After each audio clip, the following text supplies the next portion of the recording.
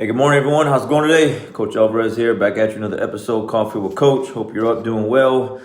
Got the mind in the right place, but if not, let's put it on the right place on this awesome Sunday morning. So, again, just like I always do, go through the routine, walk my dog, do my thing. Still in the 10X book. Okay, it's a pretty big book, a couple hundred pages here, about 230 pages. Again, if you don't know, 10X book. Okay, Grant Cardone. Again, more of a business kind of book. A lot of this stuff, I don't share. I don't bother sharing because it's a lot of business stuff. But a lot of it is a lot of mental stuff. So that's why I'm sharing. It's really good stuff. So this chapter here, chapter 16, is on page 115. Again, listening to it, then I'll come in, find it in the book, and then I'll share it with you guys and then go into it a little bit more. So fear is a great indicator. All right. Fear is the great indicator. I really like this chapter a lot because I think everyone can relate to this at some point or another, including myself. Okay. So sooner or later, you will experience fear when you start taking new actions at new levels. In fact, if you aren't, then you're probably not doing enough of the right things. Fear isn't bad or something to avoid. Conversely, it's something you want to seek and embrace.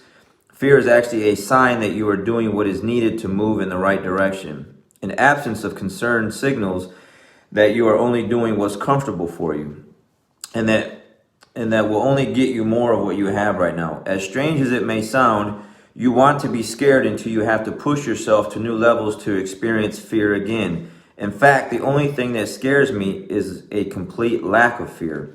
What is fear anyways? Does it exist? Is it real? I know it feels real when you're experiencing it, but admit it, most of the time, what you fear doesn't even occur.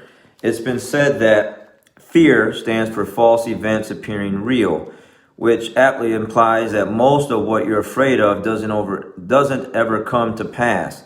Fear, for the most part, is provoked by emotions, not rational thinking. And in my humble estimation, emotions are wildly overrated and the scapegoat many people use for the failure to act. I really like that a lot. Let me read that again. And in my humble estimation, emotions are wildly overrated and the scapegoat many people use for their failure to act. But regardless of whether you agree with my opinion on emotions, you must refrain from your understanding of fear and use it as a reason to move forward rather than as an excuse to stop or retreat. Use this frequently avoided feeling as a green light to signal you to what you should do. Chances are that when you were a child, you found fear in irrational things. The boogeyman under the bed, for example. It was an indicator to check your closet and the dark corners of your room to see what was lurking. But as all children eventually find, the boogeyman does not exist anywhere except in your head. Adults have their own boogeyman, the unknown, rejection, failure, success, and so on. And these boogeymen should be a sign to take action as well. For example, if you're afraid to call on a client, then that's a sign that you should call that client. Fear of speaking with the boss is an indication that you should march into his office and ask for a moment of his time. Fear of requesting a client's business means that you must ask for the business and then keep asking.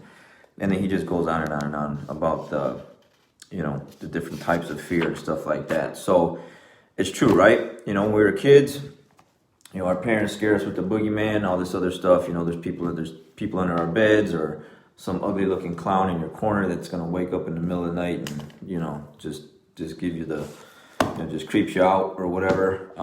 And it's all in our head. It's all in our mind. And then you find out that it's not real, right? But when we get older, then we have those other kind of boogeymen in our lives, which everyone can relate to. Just whatever it is that you're trying to do, your fear of failure of something will scare you from going after it, right? And so the more that you understand that whatever you're scared of, that's the signal, the indicator to go after it even more, to go get it, then run from it.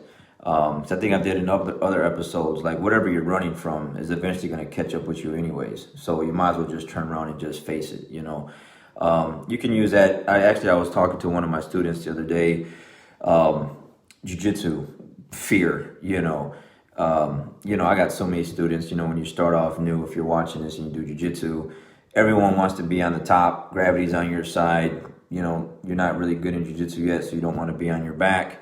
So what happens? Your fear of being on your back pushes you to stay on top, never develop a guard game. Then when you do get put on your back, you freak out because you don't know what to do. You're not comfortable there, and you make mistakes, and then you get your guard pass and get tapped, right? But for those individuals that do jiu-jitsu and know, and as coaches know, those individuals that pull guard right away, not pull guard, but practice being on their back more often than the other ones, they develop faster. They get more comfortable there. They start sweeping and tapping their opponents because they're used to being on their back versus some other ones that take, to a purple belt to figure out, hey, I think I should probably start developing a guard at some point so I can get better. Or takedowns. One of the conversation kind of started where, I got two brothers, Diego and George, and I kind of wrestle with Diego or train jiu-jitsu with Diego because he likes to wrestle. So when I want to get my wrestling game on, I work with Diego. But then when I work on my guard passing, I go with George because he would always pull guard all the time. So I got to try to pass his guard. He got tired of me saying that. And actually, I just found that out just the other day because we were talking about this. And he's like, yeah, I'd always hear you say, well, if you wanted to wrestle, you'd go with Diego. And if you didn't want to wrestle, you didn't go with me because I always pull guard. So he changed that. He didn't want to wrestle because why? He wasn't good at it. He just feared it because he just didn't really good at it. Now he's good at it. Now he's really, really good at it. He understands it a lot more because why? He didn't pull guard right away. He stayed on his feet and he's adjusted to the game to where he's a very well-rounded individual. He can pass, he can sweep, he can take down, he can defend takedowns. His game is really good because why? He faced his fears of doing things that were uncomfortable. And you can just put this in anything that you want to do, and then to just get better. So whatever we're running from at some point, like I said before, the other things that I've read will catch up to you, or we can just face them now and just get after it. So, this being Sunday and going into the work week, tomorrow, kind of shift your mind a little bit, put yourself in a position to where like whatever it is that you're uncomfortable doing, whether it's jiu-jitsu, whether it's at work, whatever it is, whatever goal you're chasing and you haven't been chasing it yet. Like I said, today's October 11th. So we only have a few months left. So we can either wait until finally make something happen, or we can get after it starting today and win this last part of the year. Some of us, regardless of what's happened with everything that's been going on this year, has still been getting after it, chasing our goals and stuff. And then some of us have let this year affect us so much that we've just stopped and completely just shut down, and we want to wait till 2021. Man, you can't, I can't count how many times I've seen a post like that, or I've heard people say that. Like, I'm just ready for this year to be over. I'm not. I need this year to continue going because I still have things that I want to do, things that I'm trying to accomplish, things that I'm trying to finish up so that going into 2021, it will be even better because I'm already starting this year. There's no way I'm going to just shut down the rest of this year, close my eyes, hope and pray that, my goals accomplish themselves by me just sitting at home, not doing nothing. Got to make those moves every single day. Got to do things like this every single day. I can use fear with this stuff, getting up every morning, talking to my cell phone, doing Facebook Lives, was an uncomfortable thing in the very beginning. Now it's just like brushing my teeth, man, and eating and drinking coffee. It's just a routine that I do. This is episode 188, I think. So 188 days, consistently, no break, regardless of where I'm at or how I feel or how I woke up or slept or didn't sleep.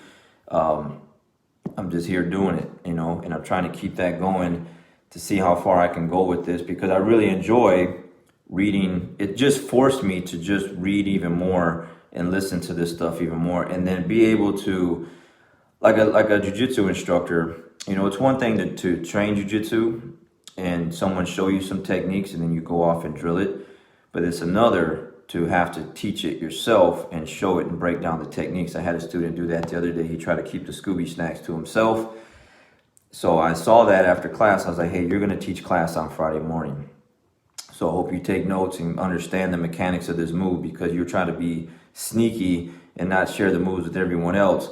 you're going to teach the 10:30 class. So he did. And afterwards, he was like, yeah, you got to really, really try to understand the mechanics of this move because you have to translate it to other people. And me doing all this stuff, I would listen to it, I would read it, you know, but now that I got to break it down or I got to share it with all you guys, like I really understand it. Like I really understand it. Like I have some bad days and I go through a lot of stuff just like all of you. I got all kind of ups and downs that I go through, but I'm able to handle them a lot better because of reading and listening to this stuff just day in and day out. And then I got to break it all down and share, you know, and then share stories with you guys and stuff with like this happens in my life or how I feel or things that's going on with me, and share it with you guys, you know, because we are all going through something at some point or another. We are all fighting some type of battle that sucks. You know, there's just no way anyone just walks through this life with a super easy path. Some have it better than others, no doubt, but everyone goes through something, and you have to make sure that your mind is in the right place at all times. Otherwise, when things really start to suck, man, they really start to suck. They start to break down and fold. You know, I had a conversation with one of my students the other day. They have an injury they're going through, and then they had another injury the other day, and, you know, they were just kind of really pouty on the mat. And I'm like, look, it's part of what we do. You know, it's part of what we do. I'd rather be hurting myself on the mat than just sitting on the couch getting lazy, gaining a bunch of weight, becoming a diabetic, high blood pressure, high cholesterol, from trying to play it safe and do nothing, and literally just do nothing. I'd rather be on that mat day in and day out, learning, improving my skill set that I've been working on for well over 20 years, and accept the fact that, you know, I might get hurt doing this stuff, which I do, you know, which I do. But I just deal with it.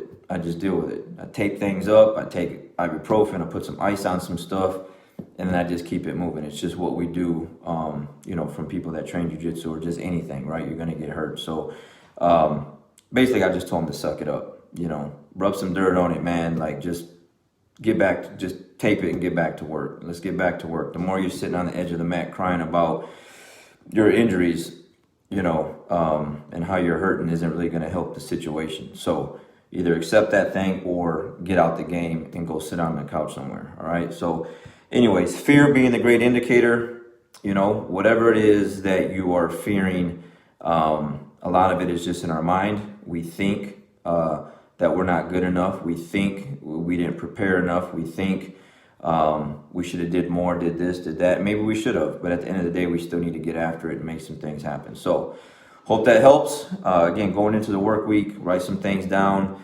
and let's put it in play. Let's put it in play. The goal is, again, win at life, right? Trying to get in the win column, more W's and less L's is what it's all about. All right, guys, have a great day. We'll catch you guys on the next one. See you.